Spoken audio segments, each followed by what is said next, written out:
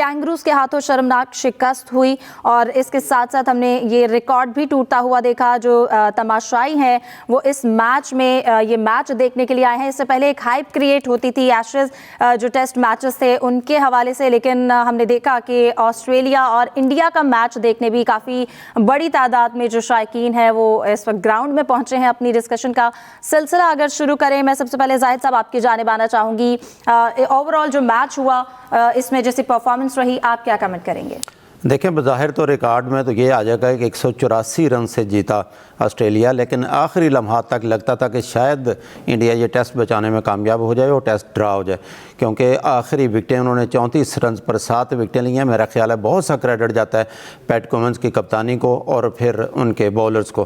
ख़ास मौके पर जब उन्होंने ट्रेविस हेड को बॉलिंग दी और बाद में मैच के बाद जो कॉन्फ्रेंस में उन पर सवाल किया गया कि आपने ये कौन सा आउट ऑफ द बॉक्स जाके फैसला किया था, तो उन्होंने मुस्कुराते हुए कहा ऐसा नहीं था, क्योंकि फास्ट बॉलर्स गेंद करते थे, टाइम ज़्यादा लगता है। तो वर्ल्ड टेस्ट चैम्पियनशिप के जो मैचेस हैं इसमें अगर ओवर रेट हो जाए तो आपके पॉइंट्स जो है आपको लग जाते हैं, आपको नुकसान होता है। उन्होंने कहा इसलिए मैच बचाने के लिए एक एंड से नथन लाइन को लाए, एक एंड से ट्रेविस हेड को लाए, जो सबसे कीमती विकेट थी ऋषभ पंत की, वो लेने में कामयाब हो गए। वो उनको छक्का लगाना चाहते थे। तो ओवरऑल देखा जाए एक बेहतरीन मैच हुआ है, बल्कि ये कहना चाहिए कि साउथ अफ्रीका और पाकिस्तान और दूसरी तरफ ऑस्ट्रेलिया और इंडिया का ये जो मैच है इन्होंने टेस्ट क्रिकेट को नई ज़िंदगी देती है। बिल्कुल। यूसुफ साहब आप से कमेंट लेना चाहूँगी इसी मैच पे। ऑस्ट्रेलियन जो टीम है इनके पास क्या है कि गलती करते नहीं हैं, अगर करते हैं तो उसको बड़ी जल्दी उसके ऊपर रिकवर कर लेते हैं, मैच पे अपनी ग्रिप वापस ले आए हैं और जैसे उन्होंने परफॉर्मेंस दी, क्या कहेंगे आप? देखें हिफ्सा, ऑस्ट्रेलिया की टीम हमेशा किसी भी फॉर्मेट का जिक्र किया जाए तो वो सबसे नंबर 1 दिखाई देती है। उसकी मेन वजह ये कि उनके पास स्किल है, टैलेंट, उसको बिल्कुल मैच्योर होकर उसका इस्तेमाल करते हैं। अपनी कंडीशन में ऑस्ट्रेलिया को हराना तो यकीनी तौर पर सब टीमों का ख्वाब हो, तो हम भी वहाँ पर गए थे ऑस्ट्रेलिया में खेलने के लिए। हमें 3 मैचों में नाकामी का सामना करना पड़ा, जबकि इंडिया की टीम कोशिश कर रही है कि ऐसा ना हो उनके साथ, लेकिन गो के टेस्ट मैच में उनको नाकामी अभी तक हुई है। तो मैं समझता हूँ ज़्यादा जो इसमें फ़र्क नज़र आया वो कप्तानी के हवाले से है। जैसा कि अभी जाहिर साहब ने भी जिक्र किया कि 34 रन के वो 7 खिलाड़ियों को आउट करना ऑस्ट्रेलियाई टीम जैसा ही कमाल ही कर सकती है। वो जिस तरह पैट कमिंस ने शानदार कप्तानी की, उनके फैसले इसमें बहुत ज़्यादा हमें मौसर देखना पड़ेंगे। और उसकी निस्बत अगर हम शान मसूद की तरफ जाएँ तो आप देखें कि उन्होंने वो फैसले नहीं किए जो एक टेस्ट मैच के लिए ज़रूरी होते हैं फील्ड प्लेसिंग के हवाले से, जबकि पैट कमिंस ने कमाल जहानत के साथ अपने बॉलर्स का इस्तेमाल किया। फील्ड प्लेसिंग उनकी बहुत शानदार रही। और इंडिया की टीम हमेशा ऑस्ट्रेलिया में जाकर ख्वार होती है, तो एक और ख्वारी को उनको सामना करना पड़ा है। और अब देखते हैं कि पाकिस्तान की टीम अगले टेस्ट में जो अफ्रीका के खिलाफ हमारा होगा 3 जनवरी से, उसमें किस किस्म की अपनी गलतियों से फ़ायदा सीख कर वह अपना बेहतर परफॉर्मेंस देने के काबिल होती है।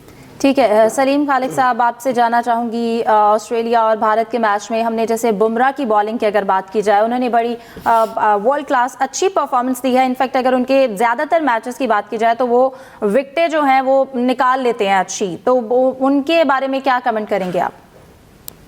जी, पहले तो जो मैच हुआ बॉक्सिंग डे टेस्ट, तो यहाँ इतने जोरदार पंचेस ऑस्ट्रेलिया ने लगाए, इंडिया को बिल्कुल नॉकआउट कर दिया। बहुत ही जबरदस्त परफॉर्मेंस।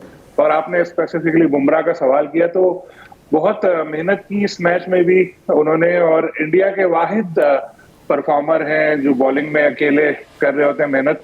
बल्कि एक वाकया ये भी हुआ जो कैप्टन रोहित शर्मा ने प्रेस कॉन्फ्रेंस में बताया कि पंत को उन्होंने बोला यार 1 ओवर और कर ले, तो उन्होंने कहा यार अब मेरे जिस्म में जान नहीं रही कि मजीद 1 ओवर करूं, अब तो मना चेंज कर लो। तो मतलब इतना ज्यादा इंडिया उनके ऊपर डिपेंड करता है और इतना ज्यादा वो अपनी टीम के साथ कमिटेड हैं। और कल इंडियंस जो थे वो सोशल मीडिया पर ये बातें कर रहे थे कि हमें फाइनल से बाहर करने के लिए पाकिस्तान हार गया, और आज देखें उनकी अपनी टीम इतनी बुरी तरह हारी। और पाकिस्तान ने तो खैर आखिर तक फाइट की थी और हमारे पास रन भी बहुत कम थे दिफा के लिए, लेकिन इंडिया की टीम की तो बिल्कुल ही आउट क्लास हो गई। और थोड़ा सा वक्त और गुजार लेते तो शायद वो बच जाते, लेकिन जिस तरह से उनकी विकेटें गिर रही थी साफ लग रहा था कि वो 2020 मोड में खेल रहे हैं। ऋषभ पंत का जिक्र जो हुआ, तो ऋषभ पंत जिस तरह आउट हुए हैं दोनों इनिंग्स में, पहली इनिंग में ऑन एयर सुनील गावस्कर ने कहा ये स्टूपिड स्टूपिड स्टूपिड, सबने देखा टेलीविजन पे किस तरह उन्होंने उनको बोला। तो होना ही चाहिए कि जब इतना सीनियर बंदा आपको बोल रहा है तो दूसरी इनिंग में तो आप कुछ बेहतर करें, लेकिन अगली में फिर उन्होंने उसी तरह की गलती की। आपस में लड़ाइयां बहुत ज्यादा इंडियन टीम में नजर आ रही हैं, कैप्टनसी की और दूसरी बहुत ज्यादा इख्तलाफात की जद में उनकी टीम नजर आ रही है। एक दो ही परफॉर्मर है, बाकी रोहित के बारे में भी कह रहा है कि आखिरी टेस्ट के बाद शायद वो रिटायर हो जाए या उनको बाहर कर दिया जाएगा। रिकॉर्ड तादाद में टेस्ट हार चुके रोहित शर्मा, 7 हारे हैं सीजन में, 7 टेस्ट बाजी में शायद एक और उनके कैप्टन थे वो हारे थे, सुनील गावस्कर थे या कौन थे, उन्होंने रिकॉर्ड बराबर किया।